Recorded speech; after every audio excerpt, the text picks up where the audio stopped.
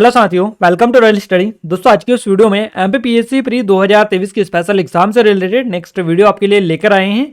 और इस वीडियो में हम टॉप जीके और यानी कि आपका पूरा प्रैक्टिस सेट आप इसको मान सकते हैं, ऐसे मॉडल पेपर आप इसको मान सकते हैं, क्योंकि ये हमारा पीवाईपी पेपर है जो कि हम पूरा फाइनल आंसर की के अकॉर्डिंग पूरा आपको कवर करवाएंगे। जो क्वेश्चंस डिलीट हुए हैं वो क्वेश्चंस डिलीट हम आपको बता देंगे, कौन सा क्वेश्चंस डिलीट हुए गलत है वो आपको नहीं करना है, बाकी सारा कंप्लीट डिटेल आपको यहाँ पर बताई जाएगी। सो इस वीडियो को पूरा देखें लास्ट तक। आइए स्टार्ट करते हैं। साथ ही चैनल को सब्सक्राइब नहीं किया है तो कर लीजिएगा। हमारा जो पहला क्वेश्चन है यह है एटलस और अक्ष के मध्य पाए जाने वाले जोड़ पिवोट को कहते हैं। तो एटलस और अक्ष के मध्य पाए जाने वाले जोड़ यानी कि पिवोट को जो बोला जाता है इनको सिनोवियल जोड़ बोला जाता है। सिनोवियल जोड़ यानी कि ऑप्शन नंबर डी इस क्वेश्चन का करेक्ट आंसर रहेगा। नेक्स्ट क्वेश्चन है अनुवांशिक रूप से परिवर्तित बीटी बैगन को निम्नलिखित में से किसके लिए विकसित किया गया है। अनुवांशिक रूप से परिवर्तित बीटी बैगन को जो विकसित किया गया है ये किसके लिए किया गया है? कीट प्रतिरोध के लिए इसको विकसित किया गया है। ऑप्शन नंबर 20 क्वेश्चन का करेक्ट आंसर रहेगा। और अगला क्वेश्चन है हमारा मनुष्यों में निम्नांकित में से कौन सा विटामिन खून का थक्का जमने में सहायक होता है। सही जवाब इस क्वेश्चन का हो जाएगा विटामिन के। विटामिन के जो होता है विटामिन के खून का थक्का जमने में सहायक होता है। ऑप्शन नंबर सी की यहाँ पर करेक्ट आंसर रहेगा। नेक्स्ट क्वेश्चन हमारा निकल कर आ रहा है गाइस। देखिए IIMF यानी कि भारतीय वन प्रबंधन संस्थान कहाँ स्थित है। तो भारतीय वन प्रबंधन संस्थान जो स्थित है ये आपका भोपाल में स्थित है। भोपाल हमारा फर्स्ट ऑप्शन करेक्ट आंसर रहेगा। नेक्स्ट क्वेश्चन है वहाँ क्षेत्र जो दो पारिस्थितिकी तंत्रों के मध्य सीमा रेखा अथवा संक्रमण क्षेत्र के रूप में काम करता है उसको क्या बोला जाता है। तो इसको जो बोला जाता है इसको बोला जाता है इकोटोन, यानी कि यहाँ से हमारा ऑप्शन नंबर डी इस क्वेश्चन का करेक्ट आंसर रहेगा। इसको इकोटोन बोला जाता है। नेक्स्ट क्वेश्चन है निम्नलिखित में से हमारे देश का कौन सा क्षेत्र जैव विविधता का तप्त स्थल कहलाता है। जैव विविधता का जो तप्त स्थल कहलाता है ये कहलाता है पश्चिमी घाट, यानी कि ऑप्शन नंबर 20 क्वेश्चन का करेक्ट आंसर रहेगा। और ये पीडीएफ हम टेलीग्राम पर भी डाल देंगे, डिस्क्रिप्शन में लिंक है, टेलीग्राम को जाकर ज्वाइन कर लीजिएगा। अगला क्वेश्चन है और गाइज यहाँ पर आपको डेली बेसिस पर मॉडल प्रैक्टिस सेट आपका कवर करवाएंगे और साथ ही एमपी से रिलेटेड जितने भी टॉपिक वाइज क्वेश्चंस आपके बनते हैं यूनिट वाइज हम सारा आपको कवर करवाएंगे टॉप 100 के फॉर्मेट में। सो चैनल को सब्सक्राइब करके टेलीग्राम को भी ज्वाइन कर लीजिएगा। देखिए क्वेश्चन नेक्स्ट है हमारा वायु की गति का मापन किया जाता है। वायु की गति का जो मापन किया जाता है ये एनीमोमीटर में किया जाता है। एनीमोमीटर में किया जाता है या एनीमोमीटर के द्वारा किया जाता है। ऑप्शन नंबर डी इस क्वेश्चन का करेक्ट आंसर रहेगा। आइए आगे बढ़ते हैं नेक्स्ट क्वेश्चन की ओर। क्वेश्चन नेक्स्ट हमारा निकल कर आ रहा है। देखिए नेक्स्ट क्वेश्चन है यहाँ पर ये जो पेज है ये डबल आ चुका है। क्वेश्चन नेक्स्ट है हमारा कौन सा प्रदूषण मनुष्यों में इटाई रोग करता है। तो इटाई जो रोग करता है ये कौन सा प्रदूषण करता है मनुष्यों में। सही जवाब रहेगा कैडमियम प्रदूषण, ये करता है इटाई रोग। Option number B correct answer रहेगा। नेक्स्ट क्वेश्चन है खाद्य सुरक्षा और मानक अधिनियम 2006 के अनुसार हमारे देश में निम्नलिखित में से किस चिन्ह को सभी प्रसंस्कृत फल उत्पादों के लिए अनिवार्य किया गया है। तो प्रसंस्कृत फल उत्पादों के लिए जो चिन्ह अनिवार्य किया गया है इस चिन्ह का नाम बताना है आपको। सही जवाब चला जाएगा FPO, यानी कि आपका फर्स्ट ऑप्शन करेक्ट आंसर रहेगा। नेक्स्ट क्वेश्चन है आयुष किसका संक्षिप्त रूप है। आयुष किसका संक्षिप्त रूप है। सही जवाब इस क्वेश्चन का हो जाएगा आयुर्वेद, योग और प्राकृतिक चिकित्सा, यूनानी, सिद्ध और होम्योपैथी, यानी कि फर्स्ट ऑप्शन यहाँ से भी सही जवाब आपका हो जाएगा। नेक्स्ट क्वेश्चन निकल कर आ रहा है भारत में कोयले के सकल उत्पादन के संदर्भ में मध्य प्रदेश का कौन सा स्थान है कोयले में। तो मध्य प्रदेश का जो स्थान है यह है यहाँ से चौथा स्थान। सी ऑप्शन इस क्वेश्चन का करेक्ट आंसर रहेगा। Option number C. निम्नलिखित में से कौन सा जिला कपास और केले के उत्पादन के लिए प्रसिद्ध है। आई थिंक आप सभी लोगों को पता है। सही जवाब चला जाएगा बुरहानपुर के साथ में कि केले और कपास दोनों के लिए स्पेशली ये जाना जाता है। मध्य प्रदेश सरकार की लाडली बहना योजना के अंतर्गत योग्य महिलाओं को कितनी राशि दी जाएगी। ये क्वेश्चन बना है आपसे कि लाडली बहना योजना के अंतर्गत महिलाओं को कितनी राशि दी जाएगी। तो सही जवाब इस क्वेश्चन का क्या रहेगा। सही जवाब हो जाएगा 1000 रुपये प्रति माह, यानी कि आपका फर्स्ट ऑप्शन इस क्वेश्चन का करेक्ट आंसर रहेगा। क्लियर है। नेक्स्ट क्वेश्चन है निम्नलिखित में से किस जनजाति को आदर के साथ खूटिया पटेल के रूप में संबोधित किया जाता है। तो ये जो जनजाति है इसका नाम है सहरिया जनजाति। खूटिया पटेल के रूप में इसको संबोधित किया जाता है। फर्स्ट ऑप्शन करेक्ट आंसर रहेगा। अगला क्वेश्चन है हमारा भारत की जनगणना 2011 के अनुसार मध्य प्रदेश का न्यूनतम जनसंख्या घनत्व वाला जिला कौन सा है। तो मध्य प्रदेश का न्यूनतम जनसंख्या घनत्व वाला जो जिला है 2011 के अनुसार ये आपका हो जाएगा यहाँ से डिंडोरी जिला फर्स्ट ऑप्शन करेक्ट आंसर रहेगा। अगला क्वेश्चन हमारा काफ़ी ज़्यादा इंपॉर्टेंट है, निकल कर आ रहा है क्वेश्चन आपका, मध्य प्रदेश में पहली महिला राज्यपाल कौन थी? तो मध्य प्रदेश में पहली जो महिला राज्यपाल थी इनका नाम बताना है। सही जवाब रहेगा Sarla Grewal, first option correct answer रहेगा। दूसरी कौन थी? सेकंड नंबर की जो महिला राज्यपाल थी मध्य प्रदेश की कौन थी? जल्दी से कमेंट में कमेंट करके बताइए दीजिएगा। आई थिंक आप सभी लोगों को पता होगा। लेकिन अगला क्वेश्चन हमारा है, मध्य प्रदेश में ग्राम पंचायत घोषित होने के लिए न्यूनतम जनसंख्या कितनी होनी चाहिए? मध्य प्रदेश में ग्राम पंचायत घोषित होने के लिए न्यूनतम जनसंख्या की आवश्यकता होती है 1000। यहाँ से बी ऑप्शन करेक्ट आंसर रहेगा। अगला क्वेश्चन हमारा जो निकल कर आ रहा है, क्वेश्चन नेक्स्ट है हमारा, मध्य प्रदेश में कितनी बार राष्ट्रपति शासन लगा है या लागू किया गया है? तो मध्य प्रदेश में अब तक 3 बार राष्ट्रपति शासन लगा है, तो सी ऑप्शन करेक्ट आंसर रहेगा। अगला क्वेश्चन है, मध्य प्रदेश में मुख्यमंत्री की अनुपस्थिति में निम्नलिखित में से कौन मंत्रिपरिषद की बैठक की अध्यक्षता करता है? सही जवाब इस क्वेश्चन का हो जाएगा मुख्यमंत्री द्वारा नाम निर्दिष्ट मंत्री जो होता है ये उनकी बैठक की अध्यक्षता करता है, यानी कि ऑप्शन नंबर 20 क्वेश्चन का करेक्ट आंसर रहेगा। अगला क्वेश्चन है हमारा, मध्य प्रदेश के प्रथम मुख्यमंत्री कौन थे? तो सही जवाब इस क्वेश्चन का हो जाएगा, आंख बंद करके लगा सकते हैं, हमारा सही जवाब रहेगा ऑप्शन नंबर फर्स्ट के साथ में रविशंकर शुक्ल। नेक्स्ट क्वेश्चन की ओर आगे बढ़ते हैं, राज्य मानव अधिकार आयोग के सदस्यों की नियुक्ति हेतु गठित समिति की अध्यक्षता कौन करता है? तो सही जवाब रहेगा मुख्यमंत्री के द्वारा की जाती है, बी ऑप्शन के साथ में करेक्ट आंसर यहां से चला जाएगा। अगला क्वेश्चन है हमारा, मध्य प्रदेश राज्य पिछड़ा वर्ग आयोग अधिनियम 2021 के अंतर्गत कितने अशासकीय सदस्य हो सकते हैं? मध्य प्रदेश राज्य पिछड़ा वर्ग आयोग अधिनियम 2021 के अंतर्गत कितने अशासकीय सदस्य हो सकते हैं? तो यहाँ से जो करेक्ट आंसर जाएगा ये हमारा चला जाएगा ऑप्शन नंबर सी के साथ में 5, यानी कि सी ऑप्शन करेक्ट आंसर यहाँ से रहेगा। नेक्स्ट क्वेश्चन निकल कर आ रहे हैं, राष्ट्रीय मानव अधिकार आयोग के संदर्भ में कथनों का विश्लेषण कीजिएगा। मानव अधिकार आयोग मानव अधिकार के क्षेत्र में कार्यरत संस्थाओं को प्रोत्साहित करता है। आयोग का काम मानव अधिकार क्षेत्र में अनुसंधान करना भी है। ये 2 कथन दे रखे हैं, अब आपको उत्तर देना है, कथन 1 सत्य, कथन 2 सत्य, कथन 1 2 दोनों सत्य, कथन दोनों में से यानी कि कथन 1 कथन 2 की सही व्याख्या करता है और दोनों कथन 1 और 2 दोनों सही है। क्लियर है? तो इसमें से आपका जो सही जवाब रहेगा ये क्या रहेगा, जल्दी से क्लिक करिएगा। आई थिंक अगर आप सभी लोगों को पता है तो क्लिक कर सकते हैं, अदरवाइज हम आपको बता दें इस क्वेश्चन का जो सही जवाब रहेगा ये जो आयोग ने बताया है ये सी ऑप्शन और डी ऑप्शन दोनों को इन्होंने सही माना है, यानी कि कथन 1 कथन 2 की सही व्याख्या करता है और दोनों कथन 1 और 2 दोनों सही है, यानी कि इस क्वेश्चन के लिए आयोग ने दोनों को सही माना है। ऑप्शन नंबर सी भी सही है, ऑप्शन नंबर डी भी सही है। तो यहाँ से हमारा जो है ये आप याद रखिएगा दोनों यहाँ से सही है, ऑप्शन नंबर सी और डी दोनों। क्लियर है? अगला क्वेश्चन हमारा जो निकल कर आ रहा है, क्वेश्चन नेक्स्ट है हमारा, संघ तथा राज्यों के लिए लोक सेवा आयोग का प्रावधान संविधान के किस अनुच्छेद में है? तो ये अनुच्छेद है 315, आर्टिकल 315, यानी कि बी ऑप्शन करेक्ट आंसर रहेगा। नेक्स्ट क्वेश्चन हमारा निकल कर आ रहा है, भारत के नियंत्रक और महालेखा परीक्षक के वेतन एवं सेवा शर्त कहाँ निर्दिष्ट है या विनिर्दिष्ट है? तो ये जो विनिर्दिष्ट है ये द्वितीय अनुसूची भारत के संविधान में, यानी कि ऑप्शन नंबर 20 क्वेश्चन का करेक्ट आंसर यहाँ से हो जाएगा। नेक्स्ट क्वेश्चन निकल कर आ रहा है 26वां, मध्य प्रदेश राज्य निर्वाचन आयोग कब अस्तित्व में आया? मध्य प्रदेश राज्य निर्वाचन जो आयोग अस्तित्व में आया ये क्वेश्चन जो है आयोग के द्वारा डिलीट कर दिया गया है, डिलीट इसको कर दिया गया है आयोग के द्वारा, याद रखिएगा इस क्वेश्चन को हटा दिया गया है। नेक्स्ट क्वेश्चन की बात करते हैं, क्वेश्चन नेक्स्ट है, नीति आयोग के उपाध्यक्ष की नियुक्ति कौन करता है? नीति आयोग के उपाध्यक्ष की नियुक्ति करते हैं भारत के प्रधानमंत्री करते हैं, ऑप्शन नंबर 20 क्वेश्चन का करेक्ट आंसर रहेगा। अगला क्वेश्चन है, सतर्कता के क्षेत्र में केंद्रीय एजेंसीज को सलाह एवं मार्गदर्शन देने हेतु केंद्रीय सतर्कता आयोग की स्थापना किसकी अध्यक्षता वाली समिति की सिफारिश पर आधारित है? तो सही जवाब इस क्वेश्चन का हो जाएगा यहाँ से आपका option number B K Santhanam, option number B correct answer रहेगा।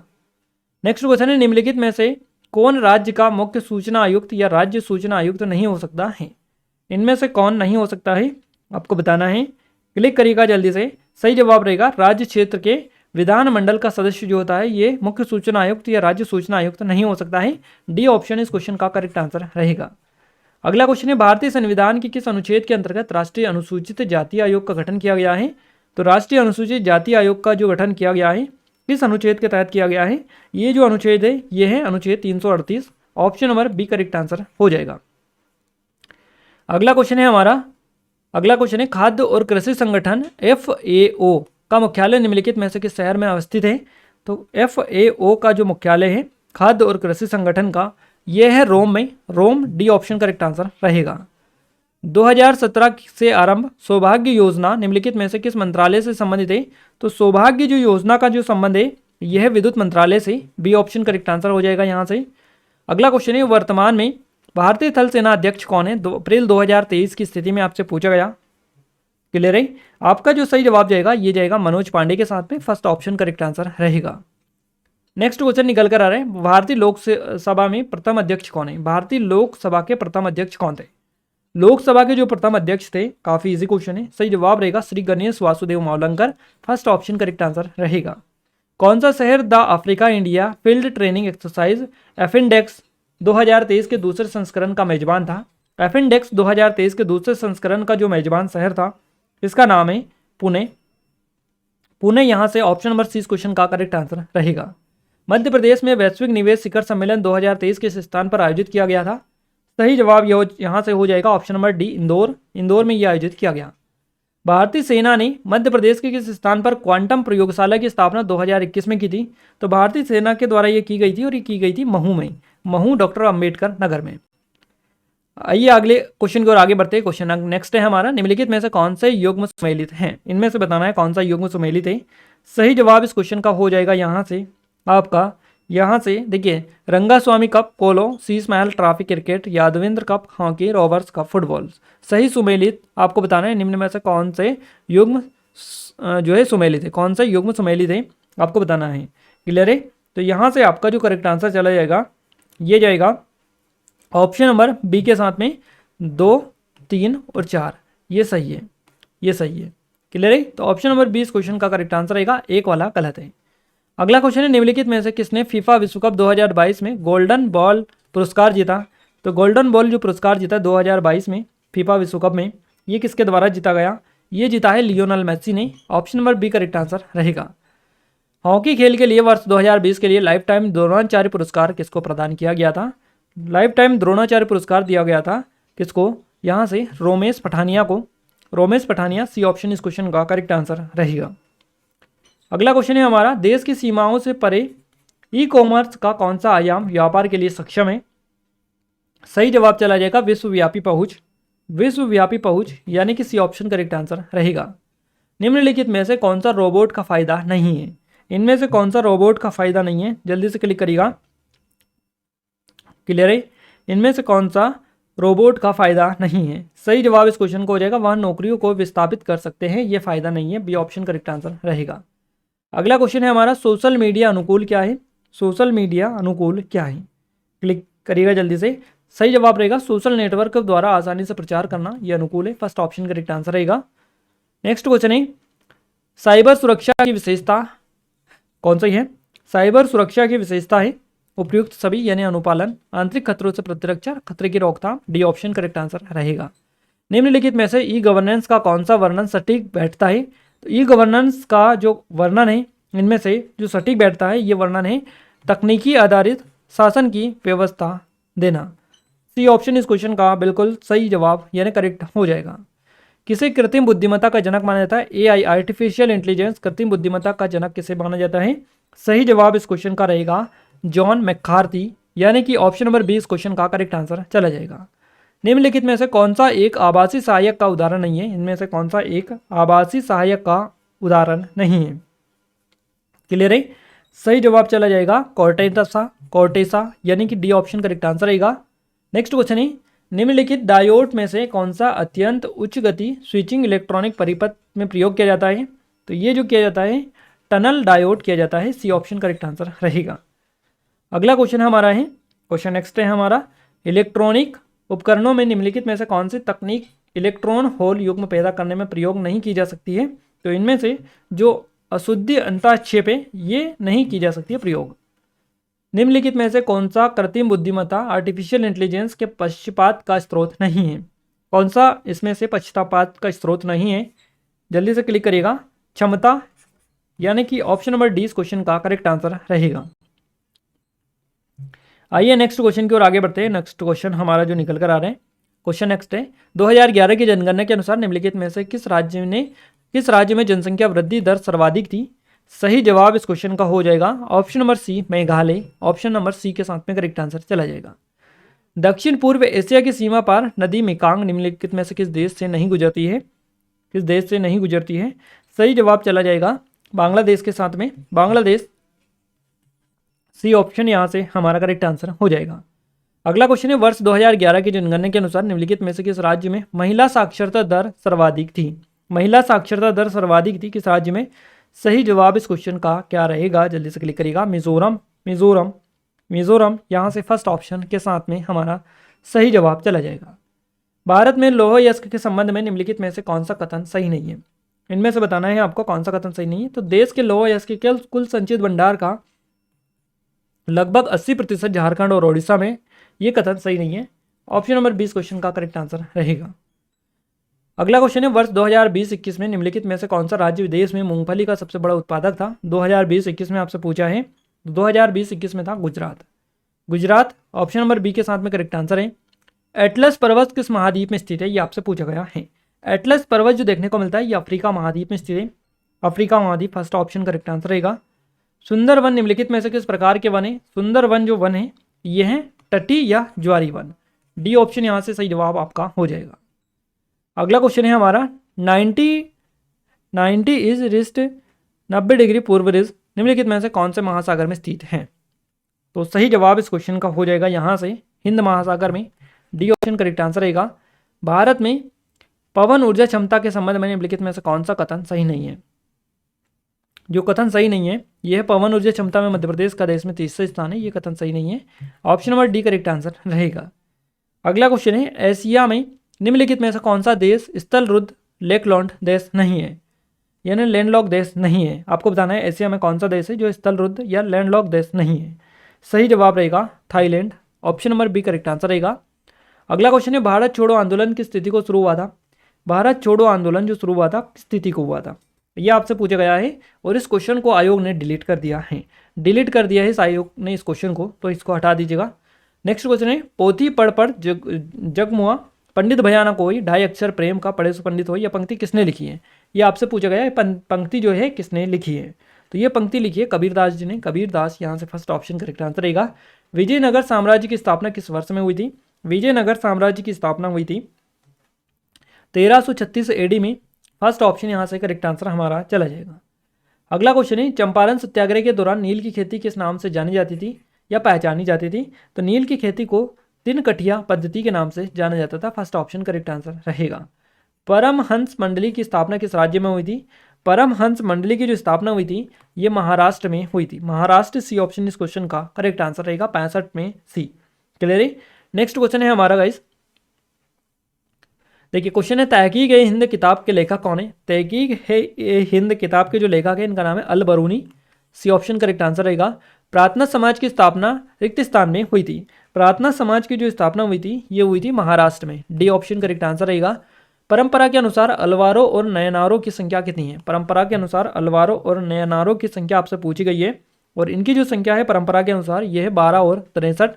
फर्स्ट ऑप्शन इस क्वेश्चन का बिल्कुल करेक्ट आंसर रहेगा। नेक्स्ट क्वेश्चन है, संथाल विद्रोह के मुख्य नेता कौन थे?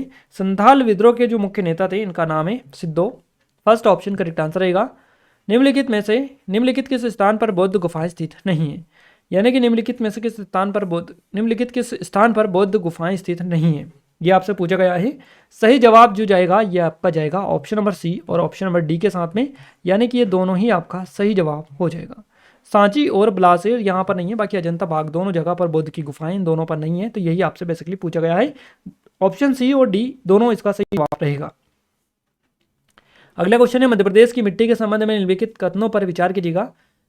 मिट्टी के संबंध में विचार यहाँ पर आपको करने का बोला गया है। देखिए यहाँ से आपका जो करेक्ट आंसर रहेगा ये रहेगा, मध्य प्रदेश में उत्तरी पश्चिम भाग में जलोढ़ मिट्टी पाई जाती है। तो यहाँ से आपका जो करेक्ट आंसर रहेगा ये क्या रहेगा? देखिए मैं आपको थोड़ा सा बता दूं यहाँ पर पहले ही, यहाँ से आपको मिट्टी के संबंध में सही कथन पर विचार करने के लिए कहा गया। तो इस क्वेश्चन का जो सही जवाब रहेगा, देखिए एक तो ये हो जाएगा और एक कौन सा रहेगा? ये रहेगा मालवा पठार में गहरी काली मिट्टी पाई जाती है। इसके अलावा एक हो जाएगा बघेलखंड में लाल पीली मिट्टी पाई जाती है। तो एक ही हो जाएगा 1 3 4, यानी कि आपको जो 1 3 4 दिखाई दे रहा है डी में दिखाई दे रहा है। ऑप्शन नंबर डी इस क्वेश्चन का बिल्कुल करेक्ट आंसर रहेगा। निम्नलिखित झीलों में से मैग्नीज के भंडार किसमें है? ये आपसे पूछा गया है। निम्न झीलों में से मैग्नीज के जो भंडार है ये किसमें है? ये आपसे पूछा गया है। तो मैग्नीज के जो भंडार देखने को मिलते हैं ये बालाघाट में देखने को मिलते हैं। फर्स्ट ऑप्शन करेक्ट आंसर है। निम्नलिखित में से कौन सा कथन मध्य प्रदेश की जलवायु के संबंध में सही नहीं है? जो कथन सही नहीं है ये है ग्रीष्म ऋतु में मुरैना और दतिया में तापमान कम रहता है, ये सही नहीं है। सी ऑप्शन करेक्ट आंसर हो जाएगा।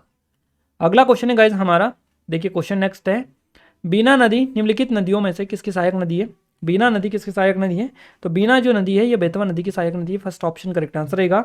अगला क्वेश्चन है, अखरानी और मथवार पहाड़ियों के मध्य निम्नलिखित में से किस नदी ने गहरी कंदरा बनाई? तो ये जो बनाई है ये बनाई है नर्मदा नदी ने। Narmada first option number D इस क्वेश्चन का करेक्ट आंसर रहेगा। अगला क्वेश्चन है गाइज हमारा, निम्नलिखित में से कौन सा जिला वर्षा ऋतु में अधिक वर्षा प्राप्त करता है? वर्षा ऋतु में मंडला जो जिला है अधिक वर्षा प्राप्त करता है। सी ऑप्शन करेक्ट आंसर रहेगा। भौगोलिक क्षेत्रफल के प्रतिशत के रूप में निम्नलिखित में से किस जिले का वन क्षेत्र सर्वाधिक है? तो ये जो सर्वाधिक वन क्षेत्र है ये है श्योपुर का। ऑप्शन नंबर 20 क्वेश्चन का करेक्ट आंसर रहेगा। नेक्स्ट क्वेश्चन है गाइज हमारा, निम्नलिखित में से मध्य प्रदेश में सिंचाई का प्रमुख साधन कौन सा है? मध्य प्रदेश में सिंचाई का जो प्रमुख साधन है ये है कुएं एवं tube well. Option number D correct answer रहेगा। मध्य प्रदेश में लौह अयस्क के संबंध में निम्नलिखित में से कौन सा कथन सही नहीं है? कौन सा कथन सही नहीं है? इस क्वेश्चन का जो सही जवाब रहेगा ये रहेगा लौह अयस्क उत्पादन में मध्य प्रदेश देश में तीसरे स्थान पर है। फर्स्ट ऑप्शन इस क्वेश्चन का करेक्ट आंसर हो जाएगा। अगला क्वेश्चन है हमारा, निम्नलिखित सिंचाई परियोजनाओं और उनके स्थानों के युग्मों में से कौन सा गलत है? ये आपको पहचानना है, कौन सा आपको बताना है गलत है ना। तो इस क्वेश्चन का जो करेक्ट आंसर रहेगा ये रहेगा सुक्ता और बैतुल। ये गलत है, ये गलत है, बाकी सभी सही है। अगले क्वेश्चन की ओर आगे बढ़ते हैं। क्वेश्चन नेक्स्ट है, भारत के राष्ट्रपति की क्षमादान शक्ति किस अनुच्छेद से प्राप्त होती है? भारत के राष्ट्रपति की क्षमादान जो शक्ति प्राप्त होती है ये होती है अनुच्छेद 72 से। अनुच्छेद 72 फर्स्ट ऑप्शन करेक्ट आंसर रहेगा। मौलिक अधिकारों के बारे में निम्नलिखित शब्द किसने कहे? एक मौलिक अधिकार को उस क्षण की किसी विशेष कठिनाई के दृष्टिकोण से नहीं देखा जाना चाहिए बल्कि एक ऐसी चीज के रूप में जिसे आप संविधान में स्थायी बनाना चाहते हैं। ये जो कथन कहा है किसके बारे में शब्द कहे हैं, यानी कि मौलिक अधिकार के बारे में निम्नलिखित शब्द किसने कहे? ये जो शब्द बताए हैं ये किसने कहे हैं? ये आपसे पूछा गया सीधा सीधा। सही जवाब इस क्वेश्चन का हो जाएगा जवाहरलाल नेहरू ने। Option number B correct answer रहेगा। अगला क्वेश्चन है, भारतीय संविधान का कौन सा अनुच्छेद राष्ट्रपति के महाभियोग से संबंधित प्रावधानों को प्रदान करता है? तो ये जो करता है ये करता है अनुच्छेद 61। Option number C correct answer रहेगा। निम्नलिखित में से कौन सा औद्योगिक विकास और विदेशी व्यापार का लाभ है? औद्योगिक विकास और विदेशी व्यापार का जो लाभ है ये है बढ़ी हुई प्रतिस्पर्धा। फर्स्ट ऑप्शन करेक्ट आंसर है। किस वर्ष रिजर्व बैंक का राष्ट्रीयकरण किया गया था? रिजर्व बैंक का जो राष्ट्रीयकरण किया गया था ये हुआ था 1949 में, 1949 में। फर्स्ट ऑप्शन करेक्ट आंसर है। भारतीय संविधान के किस अनुच्छेद के अनुसार भारत का राष्ट्रपति किसी उच्च न्यायालय के मुख्य न्यायाधीश को एक न्यायालय से दूसरे न्यायालय में स्थानांतरित करता है? तो ये जो आर्टिकल है ये आर्टिकल है अनुच्छेद 222 यानी कि 222। फर्स्ट ऑप्शन करेक्ट आंसर रहेगा। अगला क्वेश्चन है गाइस हमारा, देखिए क्वेश्चन नेक्स्ट है हमारा, नेहरू ने संविधान सभा में उद्देश्य प्रस्ताव कब प्रस्तुत किया था? उद्देश्य प्रस्ताव जो प्रस्तुत किया था ये किया था 13 दिसंबर 1946 को। डी ऑप्शन करेक्ट आंसर यहां से हो जाएगा। भारतीय संविधान का 91वां संशोधन प्रदान करता है। तो 91वां संशोधन जो देता है ये देता है मंत्रिपरिषद की संख्या को सीमित करना। फर्स्ट ऑप्शन इस क्वेश्चन का करेक्ट आंसर रहेगा। किस अधिनियम ने प्रांतों के में द्वैत शासन प्रणाली की स्थापना की? तो ये जो अधिनियम है इसका नाम क्या है? इसका नाम है 1919 का भारत सरकार अधिनियम। ऑप्शन नंबर बी के साथ में करेक्ट आंसर हो जाएगा। अगला क्वेश्चन है, किसने कहा था संविधान सभा अकेले ही देश के लिए एक स्वदेशी संविधान का निर्माण कर सकती है तथा सही मायने में और पूरी तरह लोगों की इच्छा का प्रतिनिधित्व कर सकती है? तो सही जवाब इस क्वेश्चन का हो जाएगा महात्मा गांधी ने कहा था। फर्स्ट क्वेश्चन का आंसर रहेगा। निर्मल वर्मा पुरस्कार मध्य प्रदेश संस्कृति विभाग द्वारा किस क्षेत्र में दिया जाता है? निर्मल वर्मा पुरस्कार दिया जाता है भारतीय प्रवासी द्वारा हिंदी भाषा का प्रचार एवं विकास के लिए। अगला क्वेश्चन है गाइस हमारा, क्वेश्चन नेक्स्ट है, निम्नलिखित में से कौन सा राष्ट्रीय उद्यान आधिकारिक तौर पर बोरसिंह द बारसिंगा नामक एक शुभंकर पेश करने वाला भारत का पहला राष्ट्रीय उद्यान है? सही जवाब रहेगा कान्हा राष्ट्रीय उद्यान। फर्स्ट ऑप्शन करेक्ट आंसर रहेगा। निम्नलिखित में से कौन सा कथन प्रसिद्ध ढोकरा कला से संबंधित के लिए सही नहीं है? ढोकरा कला के लिए सही नहीं है, इनमें से कौन सा कथन? तो इनमें से जो कथन आपको दिखाई दे रहा है यहाँ से 4 ऑप्शंस आपको मिलेंगे, 4 कथन आपको दिए गए हैं। इनमें से जो करेक्ट आंसर आपका रहेगा ये रहेगा सी और डी दोनों। सी और डी दोनों माना है आयोग ने, यानी कि कौन सा कथन सही नहीं है। यह विवाह समारोह से जुड़ी एक सजावटी कपड़ा कला है ये, और सभी कथन सही है ये। इस तरह का जो चीज़ें हैं ये, यानी कि आयोग ने कुल मिलाकर सी और डी इसका राइट आंसर दिया है आंसर की में। तो आप देख लीजिएगा, इस हिसाब से आपका क्वेश्चन पूछा गया है। अगला क्वेश्चन है हमारा, निम्नलिखित में से किस स्तूप के तोरण द्वार पर अशोक एवं उसकी दो रानियों के साथ बोधि वृक्ष तीर्थ यात्रा का अंकन मिलता है। तो ये जो मिलता है किस स्तूप के तोरण द्वार पर मिलता है, ये मिलता है सांची के स्तूप के तोरण द्वार पर। ऑप्शन नंबर 20 क्वेश्चन का करेक्ट आंसर रहेगा। प्रसिद्ध स्वतंत्रता सेनानी भागीरथ सिलावट, सादत खान और वंश गोपाल का संबंध निम्नलिखित में से किस स्थान से है। इनका जो संबंध है यह है इंदौर से। बी ऑप्शन करेक्ट आंसर रहेगा। निम्नलिखित में से किस अरब लेखक ने कलचुरी शासक गांगेय और उसकी राजधानी त्रिपुरी का विवरण दिया था। तो ये जो दिया था ये दिया था अल बरूनी ने। अल बरूनी से ऑप्शन करेक्ट आंसर रहेगा। अगला क्वेश्चन, निम्नलिखित में से कौन सा युग्म गलत है। इनमें से गलत युग्म छांटना है। तुलसी शोध संस्थान भोपाल, ये जो युग्म है गलत है, ये युग्म गलत है। Option number D correct answer यहाँ से हो जाएगा। अगला क्वेश्चन है, पंडित द्वारका प्रसाद मिश्र निम्नलिखित में से किस समाचार पत्र के मुख्य संपादक थे। तो सही जवाब रहेगा लोकमत, ये ऑप्शन करेक्ट आंसर रहेगा। आनंद सिंह श्याम और धनैया बाई कलाकार का संबंध निम्नलिखित में से किस कला से है। इनका जो संबंध है यह है गोंड चित्रकला से। बी ऑप्शन करेक्ट आंसर रहेगा। धर्म राजेश्वर स्मारक निम्नलिखित में से किस प्राचीन नगर से संबंधित है। तो इसका संबंध हो जाएगा दसपुर से। फर्स्ट ऑप्शन यहाँ से करेक्ट आंसर आपका हो जाएगा। देखिए गाइज, यहाँ पर हमने जो है जितने भी आपके 100 क्वेश्चन जो आपके एग्जाम में पूछे गए थे वो फाइनल जो आंसर की रिलीज की गई आयोग के द्वारा वो हमने आपको पूरा अपडेटेड बता दिया है। अब इसी तरह से आपके क्वेश्चंस ये बिल्कुल एग्जैक्ट है, 110% क्लियर है। और इसी पैटर्न ये आपका लास्ट पेपर का पैटर्न है, तो इसके अकॉर्डिंग ही आप तैयारी करें। साथ ही हम आपको डेली प्रैक्टिस सेट कवर करवाते चलेंगे ताकि आपकी तैयारी और अच्छी हो पाए। और इसी तरह के क्वेश्चंस हम आपको देते चलेंगे जिसमें करंट अफेयर और सारे जो मिक्सअप क्वेश्चंस रहेंगे, यानी कि कुल मिलाकर आप उसको FLT मान सकते हैं। तो आपकी अच्छी खासी प्रैक्टिस हो जाएगी। आप चाहते हैं और कुछ भी चाहते हैं तो आप हमें कमेंट में कमेंट करके बता दीजिएगा। किसी स्पेशल टॉपिक पर वीडियोस चाहते हैं उसके लिए भी आप हमें कमेंट में कमेंट करके बता सकते हैं। साथ ही वीडियो को शेयर नहीं किया है तो कर दीजिएगा। आप सभी से रिक्वेस्ट है कि चैनल को सब्सक्राइब कर लीजिएगा, बेल आइकन को ऑल पर सेलेक्ट कर दीजिएगा। मिलते हैं हमारे नेक्स्ट स्टडी वीडियो में, तब तक के लिए जय हिंद, वंदे मातरम।